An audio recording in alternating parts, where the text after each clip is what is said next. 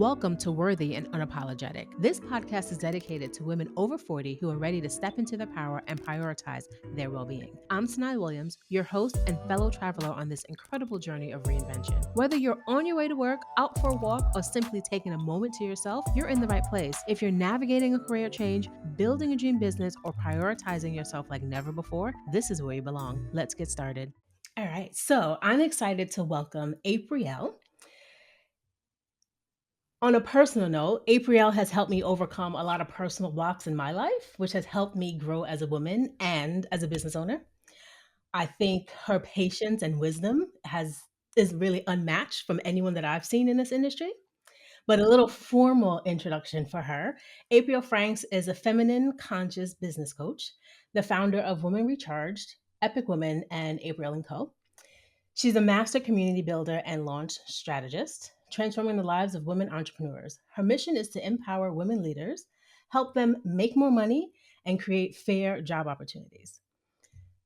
Aprille's clients change lives and impact others while rejecting hustle culture and embracing their divine feminine energy. She's also a 5-time author, 2-time film producer, and dynamic content creator. I'm excited to have you on today, Aprille. Hello, darling. I'm happy to be here. Yes. All right. So I like to start these out with some rapid fire questions so we can get to know you. Are Okay. you ready? Yes. Coffee or tea in the morning? Neither. Water. Neither. Mm-mm. Oh, water with lemon or just No, water? just water. Just water. Oh, okay. Hmm. Sunrise or team midnight? Sunrise. Really? You like to get up early? I don't, but I like the actual sunrise. Okay. Hmm. I can stay up late for the sunrise. And then go to bed afterwards. What's one item you can't leave home without? Lip gloss. With these lips, they can't be dry. So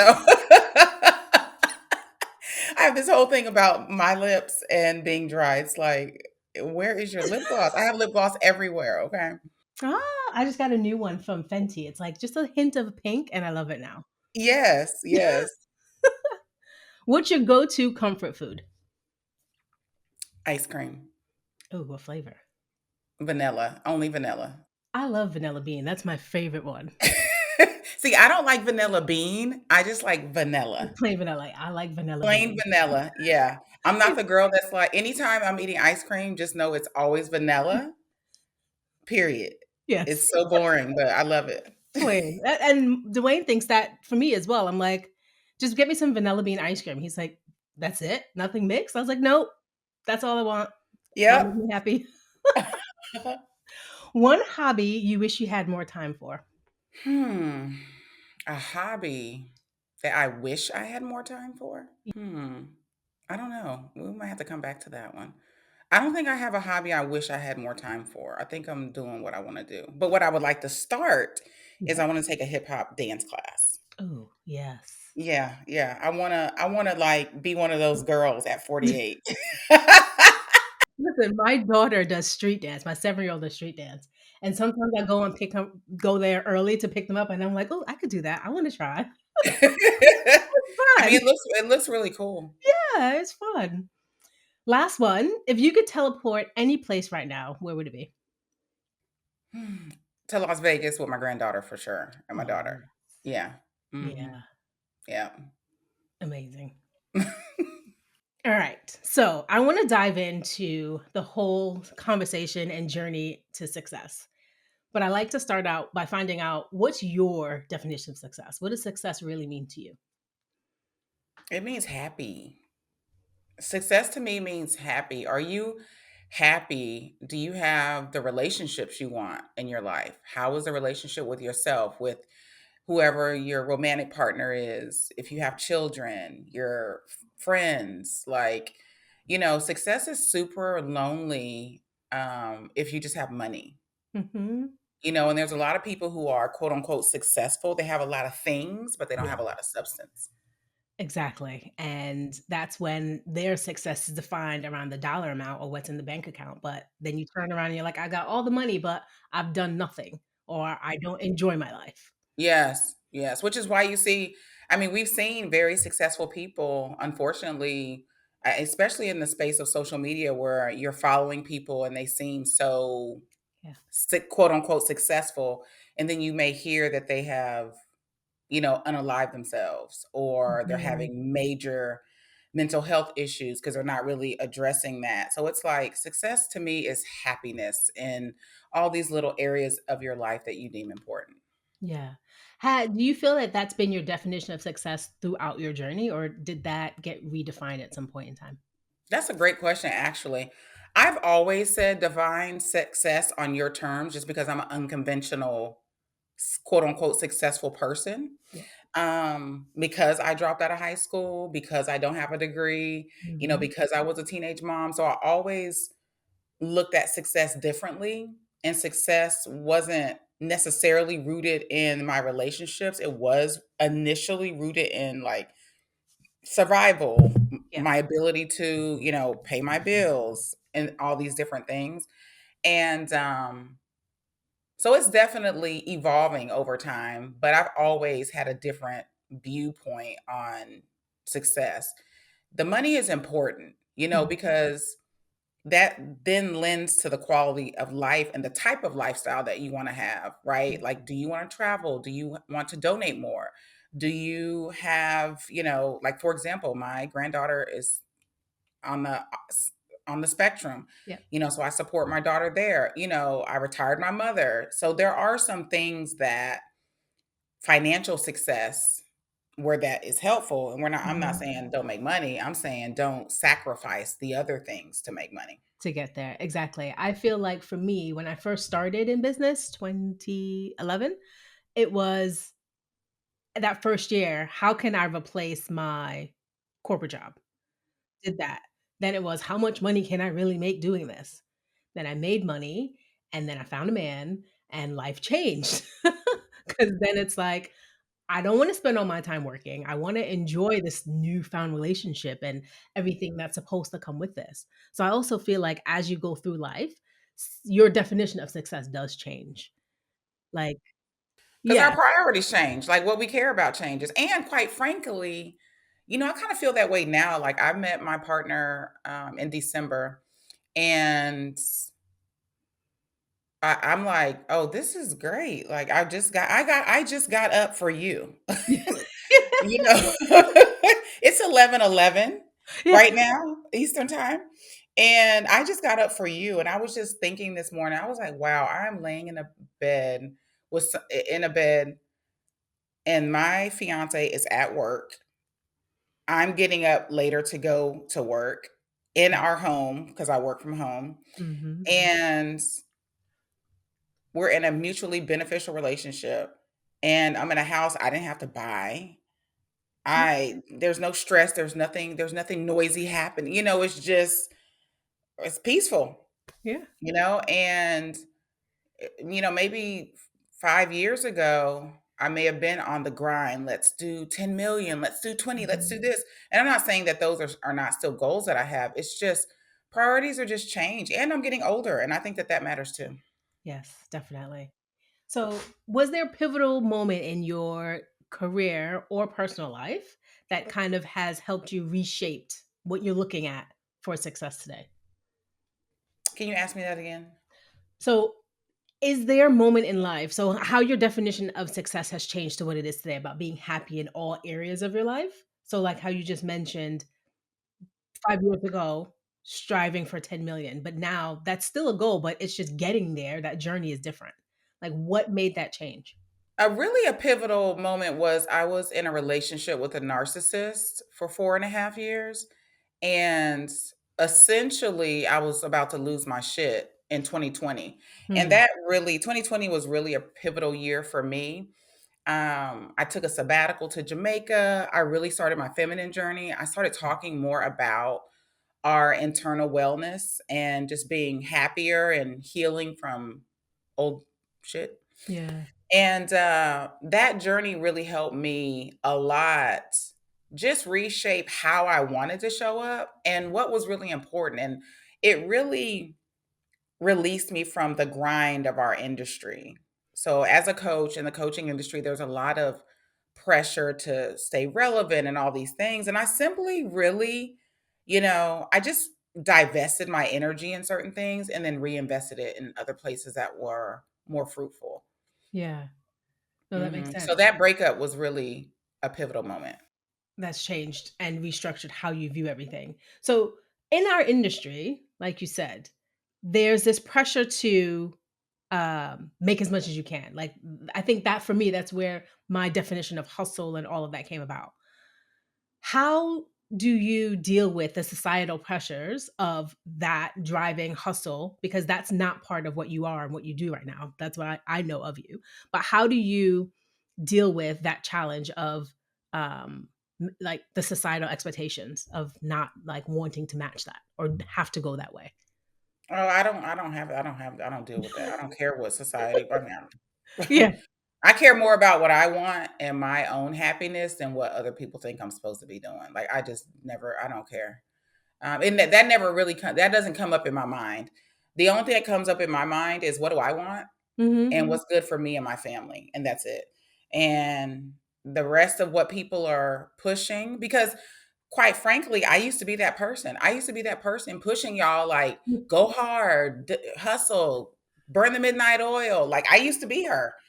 Yeah. So, because I know better, now I just don't do it. I remember in 2020, I had a conference in Jamaica, and this was after my sabbatical. And I did a video apologizing to my community about this very thing.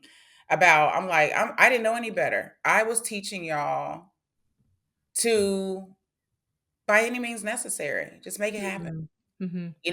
without regard for what you may be experiencing or anything emotional. Because again, a lot of us are successful based on survival Right. initially. Yeah. So now I don't even think about society, quote unquote. I'm doing what I want to do with who I want to do it with. Yeah.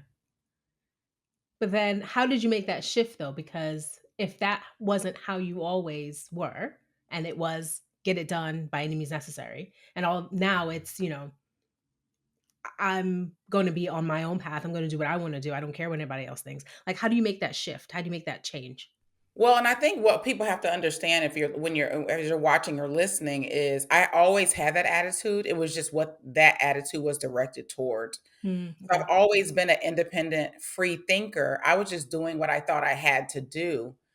And I think this is what happens as you get older and as you accomplish certain things and you realize certain things. So, some of the things that I did, I mean, therapy, number one, I had a life coach, a spiritual coach, body work. I was getting massages consistently. I was going on retreats, all the same things that I do for my clients, I was doing for myself as a participant. Yeah, So I was immersing myself in experiences that was helping me see who I really was beyond my work. I think And that's that was important. Like, who am I as a girl? Like, who am I as a woman? Like, I was tapping into those sorts of things, a feminine coach to help me like really tap. And people would be like, why do you need a coach to help you be more of a woman? Well, ask most women. We operate in a lot of masculinity because we are yeah, doing a lot. yes, And sometimes you just lose yourself in the doing of it all and having kids and, running a company, successful companies, companies that have, people you're paying and big hmm, bills, you got 5 and 6 figure invoices. So yeah, that was what it was, for me specifically, is just tapping into all the resources that was actually going to put me on a path and not just talking about it. right, yeah. Hmm. I think for me, I'll say my big oh shit moment Hmm. when through coaching with you, when you had me do an exercise of writing down how much I'd earned since I started the business. Because I Hmm. feel like one of the biggest things that was holding me back is I felt like all the work that I have done, I have not really accomplished anything. Somebody's at my door. I've really not accomplished anything. But in actuality, I had built a business that had made multiple millions. Yep.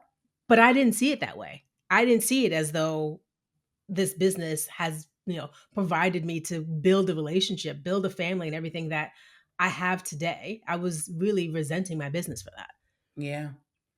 I think we get caught up in just, again, we just are living, and you just Yeah. get caught up in doing stuff and running around with kids and showing up to webinars and recording videos and then going on a date with your husband and Yeah. buying a new house and doing, you just get caught up. And it really, for me, it is very easy. I'm achievement. And one of my strengths on the strength finders is achievement. So I don't do a Mhm. lot of celebrating of accomplishments. I just do the accomplishment. I just achieve things. Yeah. And so even in that, just slowing down. So we get busy and then you look up and you're like, oh shit, I've made $7 million or 10 or 4 or whatever. Yeah. You know, even let me tell you something what's funny about that. The year that we made 7 figures, I didn't even know. This is how busy I was. I didn't even know until March the next year. Oh, wow. Tax time. Yes. Yeah. I was like, I did what?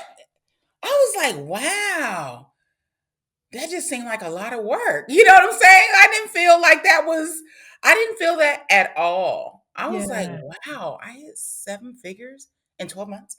Mm, I didn't even know. that's amazing. Yeah.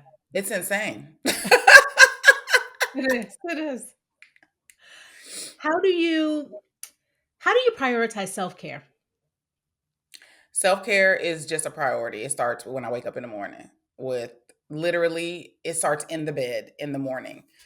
And not what you're thinking, but could be what you're thinking, depending on how could be a lot of things. You can fill in your own blanks. Um, but I love expressing gratitude in the morning. That's the first Mm, thing. Stretching in the bed. I love that. Um, Washing my face is an act of self care because I take time with my skin. Like I've improved my skin. That's one of my self love things that I yeah. literally verbally committed to myself to do back when I lived in Vegas. So this has been like a 5-year skin journey. If you look at my skin 5 years ago and you look at it now, I look younger now than I did when I was younger. Mm, And I'm 48 and I feel and it's very interesting. I have a picture of me when I was like 32 and I literally look older than I am right now. It's so crazy.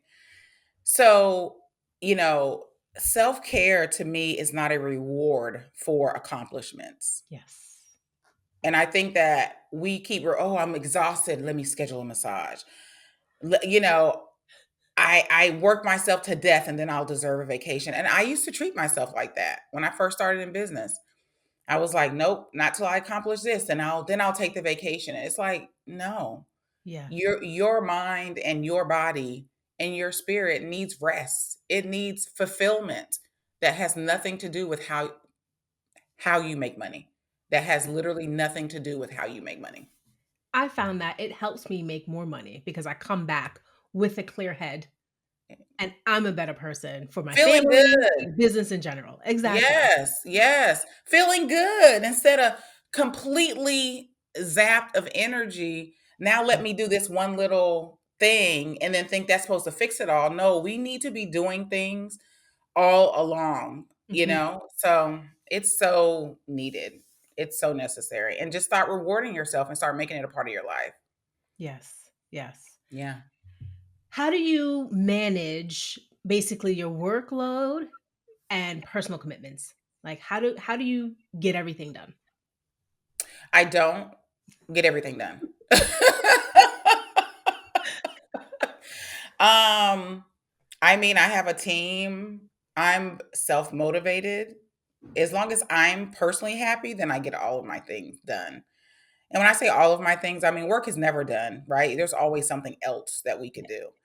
But I work a schedule, and I think a lot of people, and it's interesting that people, it's so interesting. Sometimes I'm coaching people and they're just trying to start out or they're in the middle.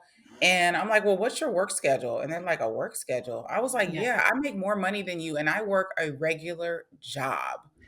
Like I work Monday through Friday from 10 to 6. So how do you not have a schedule? Like what are you when are you working? Yes. Yes. And I think a lot of times, so for me, I I mean, I just have a schedule. So I get up, I check my Slack notifications, I respond to the team. Everything is driven based on just like what I teach, everything is driven based on what we're launching Yeah. or what's going on. I may record a story on Instagram and then I may review contracts. It's just whatever needs to happen. I have a team and whatever is going on, that's what we're all working on. It's very objective based productivity. Yeah. Mhm. And I feel like the whole having actual work hours or getting up and saying, I'm going to work, even though it's in your house, is a Mhm. thing because I found when I first started, I didn't treat it that way because I was working full time. But Sure. now that I work from home, have kids, and have to um, provide or have something at the end of the month, it's like I need to treat it like a business. I need to treat it like a 9 to 5. Yes. Otherwise, people will come in here and knock on the door. Oh, can we do this? Like my husband said to me 10 minutes ago, can you take me to the train station?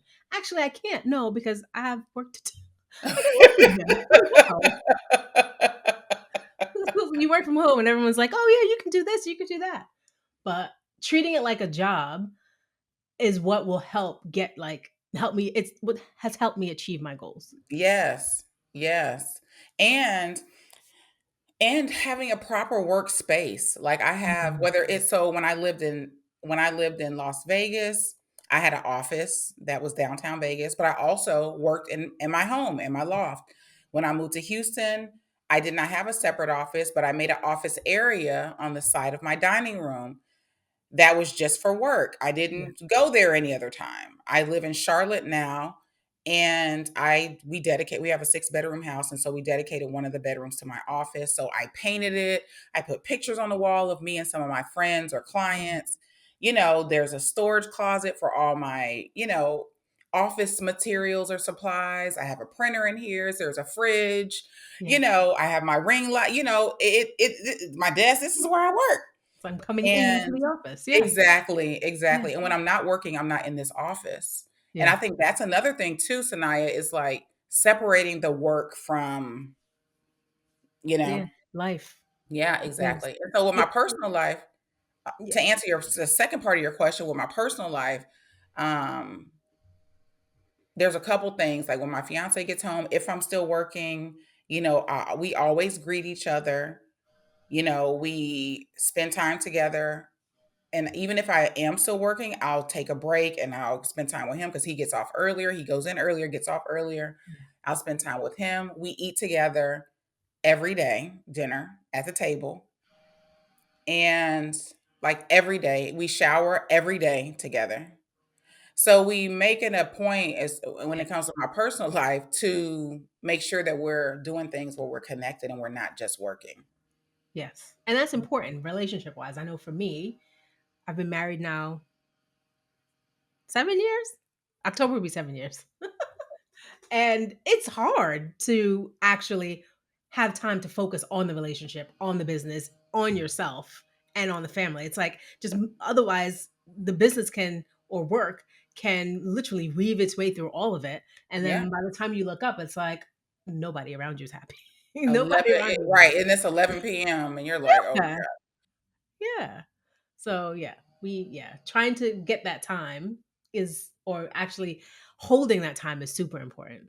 It's very important to me because I used to be when I first started my business, I was um newly in a different relationship, my ex-husband, and I really abandoned my family to build my business. I didn't realize that's what I was doing. I was Mhm. just in my mind, I thought that I was doing something great to Yeah. provide, even though my ex-husband he paid most of the bills.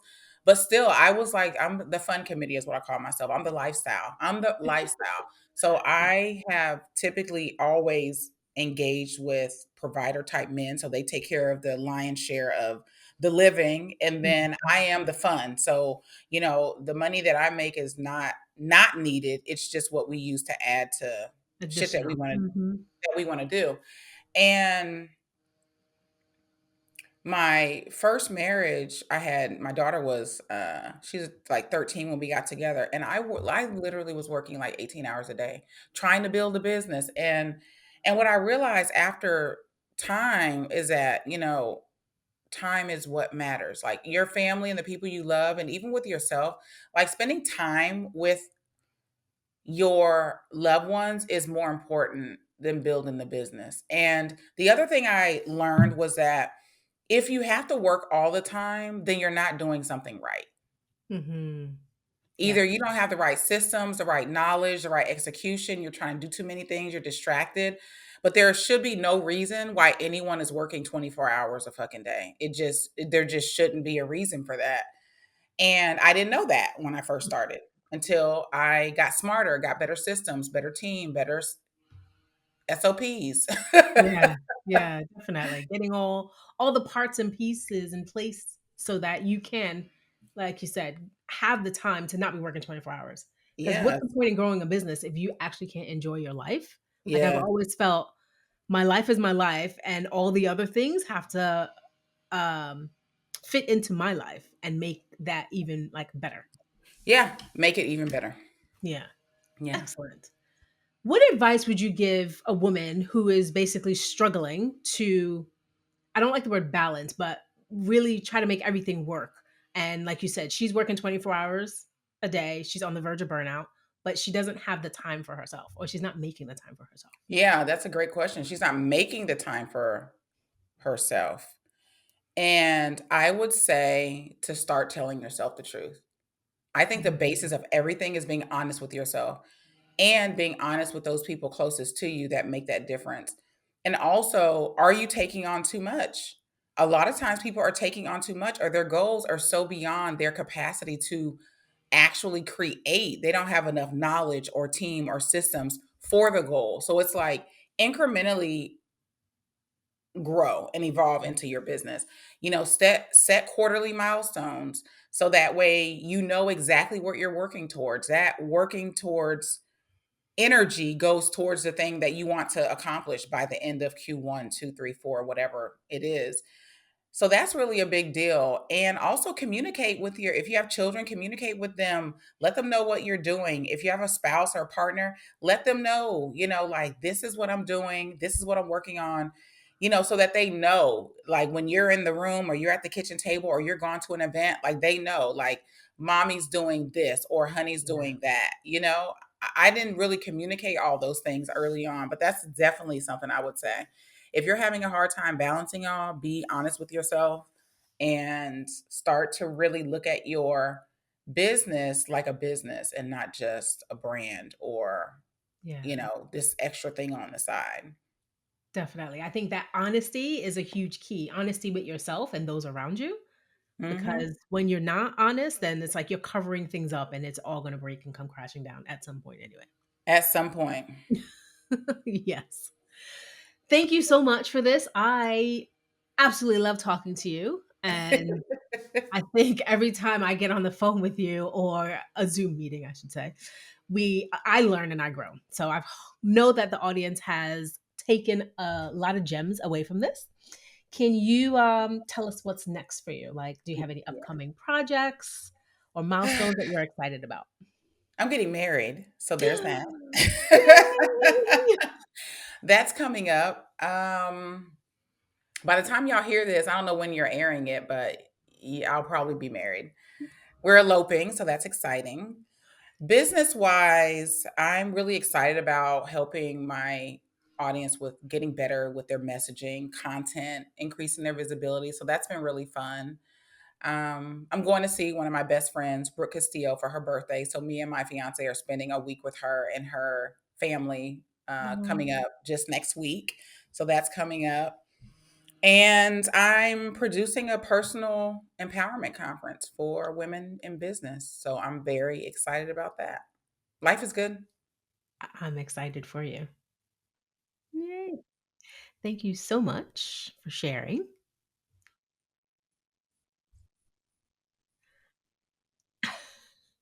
No deadline. Thanks for tuning in to Worthy and Unapologetic. I hope today's conversation inspired you to take the next step on your journey. Remember, you're worthy of success, happiness, and self-care no matter where you are. If you enjoyed this episode, please subscribe, share it, and leave a review. Your support helps us reach more women ready to step into their power. Until next time, stay unapologetically you and keep prioritizing your well-being. Your journey matters. See you in the next episode.